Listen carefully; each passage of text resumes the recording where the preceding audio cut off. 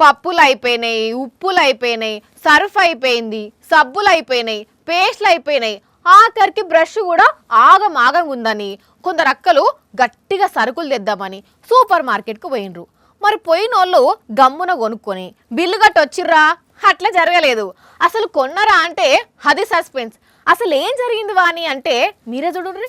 అక్క ఫోన్ మాట్లాడుకుంటూ తిరుగుతుందంటే ఇంటి దగ్గర నుంచి గట్టిగానే సరుకులు తెమ్మని చెప్పినట్టున్నారు. చూద్దాం ఏమేమి తీసుకుంటుందో.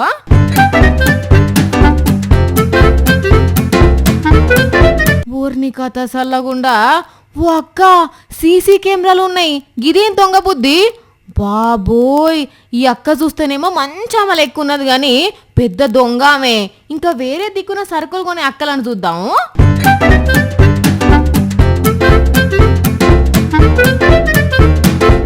అయ్య బాబోయ్ ఏంటండి ఇది? ఏంటండి అంటున్నా. ఓ అక్కలు ఏందట్లా మునం పెట్టిర్రు? ఒకేసారి గవన్నీ షాపత్త పొట్లాలు మాయం చేసిర్రు. అబ్బర బిడ్డ, ఒక అక్క అప్పుడే తప్పించింది పో.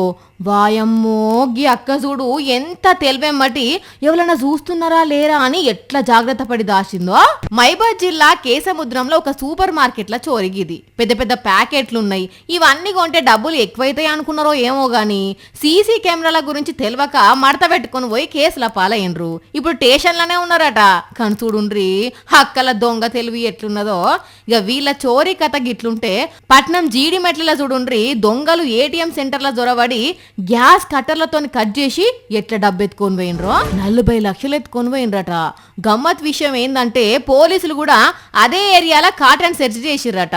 మరి గంటగనం పోలీసులు ఉండంగా దొంగలు అట్లెట్లా ధైర్యం చేసిర్రు. గంట సేపు ఏటీఎంలో ఎందుకు అలారం మోగలేదు అన్నదే ఇప్పుడు సస్పెన్స్ అయింది. సుడుండ్రుల్లా దొంగల తెలివి ఎట్లున్నదో. గంటల్నే 40 లక్షలు కొట్టేసిర్రంటే మామూలు మాటలా?